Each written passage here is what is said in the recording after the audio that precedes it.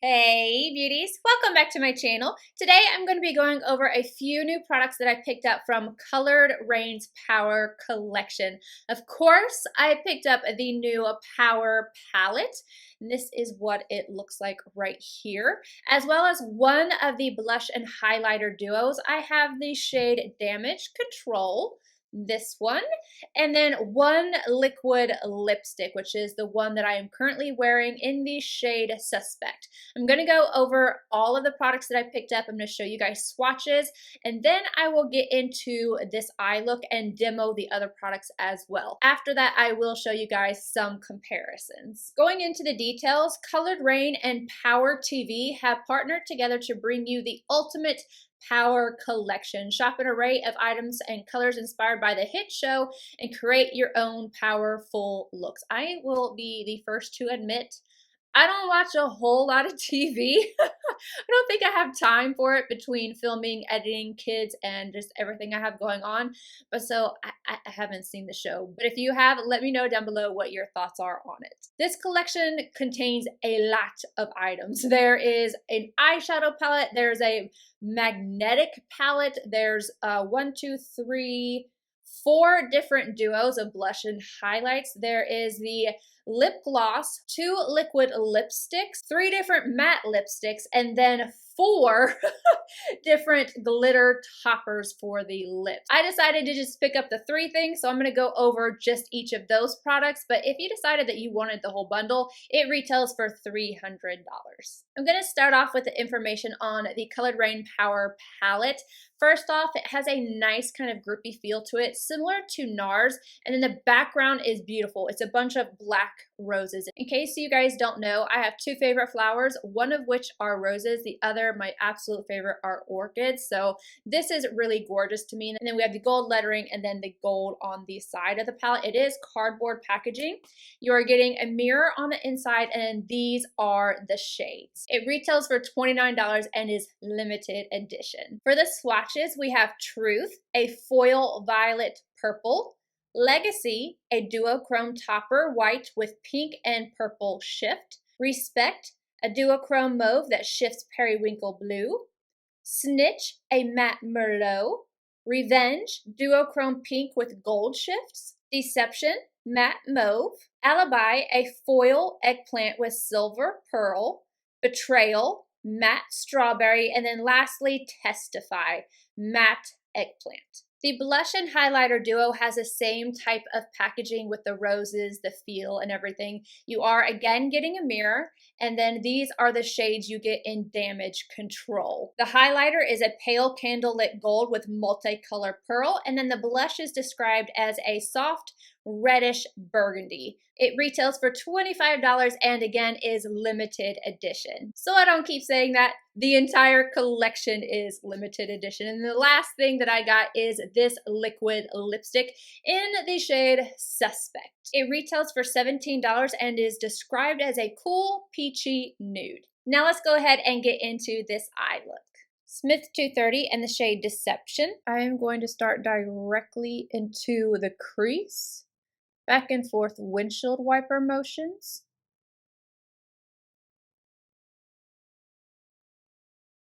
And then circular motions to help blend it out.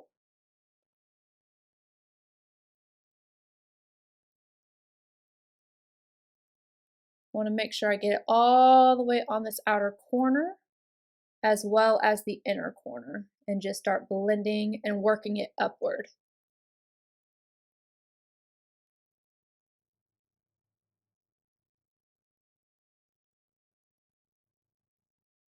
I have only dipped into this shade one time, and I basically just worked it out to soften it up. And this is taking time. It's not like I, threw it on there, blended it out in 30 seconds. This is taking a little bit of time for me to kind of shear out this color, but it's blending out very nicely. The type of brush that I use to do this is also very important. I'm not using a brush that's really soft. So this one does have a little bit of a slight scratchiness to it, but it's a workhorse brush. It is going to move around pigment much better than something that is flimsy, much better than a synthetic brush, which a synthetic brush still will work as long as it's a little bit stiffer. But I prefer, when I'm doing this type of look, to use a stiffer, more of a workhorse type of brush to really be able to blend out the shades, because they really grab a hold of them and move them around. Wayne Goss number 18 and Snitch. I am going to apply this to the outer corner, tapping motions first. Then I'm going to blend it into the crease, about halfway, 3/4 of the way in, and bring it upward. Now this is what I would consider to be a workhorse brush as well, but it is a softer version. Like, I feel like Smith brushes, I like them, but they are a little bit scratchy, whereas I don't feel that way with Wayne Goss brushes, but they still like really get the product and just move it around. I want to focus this and smoke it out on the outer corner. Going back in with the Smith brush, and I am going to go right around the edges to help blend that out further without really taking that darker color any further out than I want to. This is just going to help diffuse. I really suggest the Wayne Goss eye set, the one with the white hairs, and I love the Sonia G. I get asked a lot, and the reason why I'm talking about this is because I get asked a lot, why a purple shade isn't working for them, but it's working for me. And I think it has a lot to do with brushes and sometimes even your method of priming your eyes. I've been using the Anastasia primer, love it. Sonia G Builder 3 and the shade Truth. I am going to apply this to the outer corner and about halfway over the lid. I'm starting off with a pressing motion and then a blending motion, like swiping to help blend it out. But I feel like pressing it onto the lid really helps for it to grab, and then blending, just swipe back and forth. And I'm going all the way up to the crease, basically all the way to the edge as well. Refer P21 in the shade Legacy. This is kind of crumbly, so I want to make sure that I'm pressing again before swiping. The last shade, the purple, was not crumbly. This one is though, and I don't want to wet it. Starting on the inner portion of the eye and then blending over the purple so we get a nice gradient.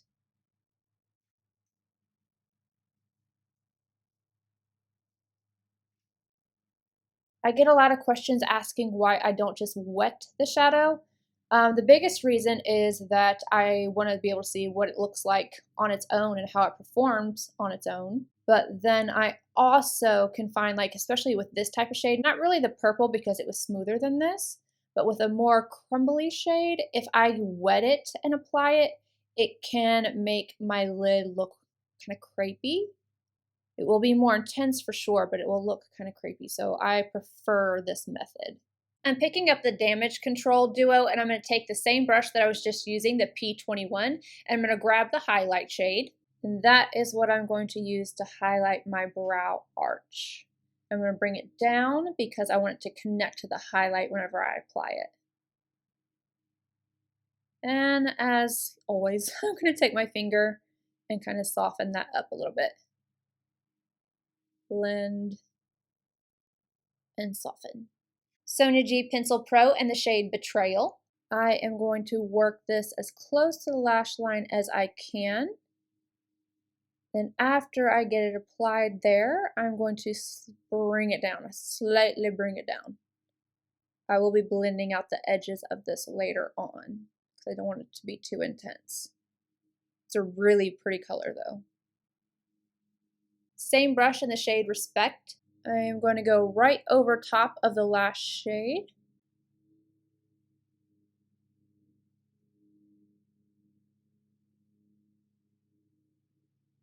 Wayne Goss number 7 in the shade Revenge. I'm going to apply that to the inner corner. Ooh, that's really pretty. I'm going to apply that to the inner corner. I must have gotten more on this side because I'd already done it on that one and it wasn't as intense. It's such a pretty color. I'm going to add a little bit over here. MAC 217, and I'm just going to blend all around the edges, the inner corner, so it's diffused along the lower lash line, and then I'm going to go add on mascara and liner.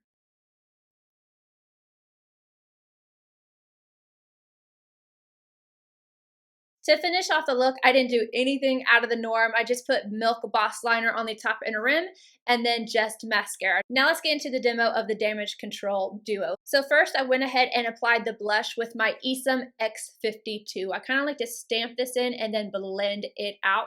And I think this is a very beautiful shade. It is going to work on a wide range of skin tones because you can kind of tap it on and you'll get a light wash of color, or this thing builds up. And it can build up really, really quickly. Then I went in with this highlighter, which I think is absolutely stunning. I used my Stilazzi Prime number L302. I first like to really kind of pack it on the side of the brush, and then press it into place at the highest point of my cheekbones right here. And then after I get it applied, I take the brush on its tip and I kind of buff it out and I bring it up on my temple and then also onto my forehead right above my brow arch. You're not gonna see me applying the liquid lipstick, but that is what I have on my lips right now. Now let me go ahead and get into my thoughts. So for the palette, this performed beautifully. I really didn't expect anything less. I have two eyeshadow palettes from Colored Raine now, and both of them have been magnificent. So this one performed like I thought it would. It's very pigmented, very blendable. I did get a little bit of fallout, but not a lot. I think I got the most from Legacy. This shade is quite chunky. I think I used just about I used most of the shades in here. I didn't use Alibi or Testify. Those are only two shades that I did not use in this tutorial. And I kind of feel like I've been using a lot of purple palettes recently, so this might be kind of similar to other things I've done, but really I'm just trying to test out the palette and see if it's good. And I do think that this is a very nice palette. I will just say that with Legacy, be careful because this one does get pretty crumbly. Like I felt it all down my face and I was doing the trying to get it off. I'm going to show you guys some comparisons in just a minute, but I want to go over the other two products. This is stunning. I think that this highlighter is just absolutely beautiful. I love that it has almost like this peachiness to it. It's a peachy gold. So it's not too peach and it's not too gold. I love this color of highlight. I think it blended out well. I don't feel like I have a lot of added texture on my skin, none more than like what a typical highlighter would do. And then the blush blended out and worked really nicely as well. And I really love the range that they did with this. The one complaint I would say is that the lightest highlighter has one of the darkest blushes, which didn't really make sense to me. Aesthetically, like looking at it, it looks beautiful. It's like almost a white highlighter and then a red blush. So I feel like people that are really fair are going to want that highlight, but they're probably not going to want that blush. With that being said, I haven't seen it in person. It's just an assumption. But overall, I like the range that they did and the colors that they selected. So this is a go. Now, I am not a liquid lipstick girl. I always put on some type of primer on my lips or balm or something throughout me doing my makeup. Usually it is the TATCHA CAMELLIA Gold Spun Lip Balm. I had that on the entire time. I blotted it off and then I applied this, and I don't know if you guys can see it, but like I feel like you can see every line in my lips. I'm just not a liquid lipstick girl. I have a lot of them. I have a lot of colors that I really like. But this color is beautiful. If this was in a lipstick, like one of these standard matte bullet lipsticks, all over it, all over it. But I'm not going to get a lot of use out of this just because I don't like this look. And I feel like when I do this, hold on. I feel like my lips kind of, and then it came off. So I'm not a huge fan of this formula. I know a lot of people are, but I'm not a big liquid lipstick lover anyway. So there's that. I feel like I have to fix this now. I know this is probably going to make it worse because you don't want to layer up liquid lipsticks, but I can't have those dots on my lips. How annoying is it to see me applying lipstick and talking at the same time? Now I'm going to go ahead and show you guys some quick comparisons. First, I brought out the Queen of Hearts palette, which was recently gifted to me by a subscriber friend, and I appreciate you so much. I love this palette. So I want to show you those side by side, and I will also do swatches of colors that I think are a little similar so you guys can see those. I always swatch the Power palette first, so if you're wondering which one is first in each of the swatches, it is the Power palette. I feel like I'm definitely going to get asked about the Jackie Aina palette, so there are those two. I pulled out the Safari Raine. I don't know why. I think it's just because it was a color Raine palette. They're nothing alike. And then I am also going to show you really quickly up against the Lila palette from Natasha Denona.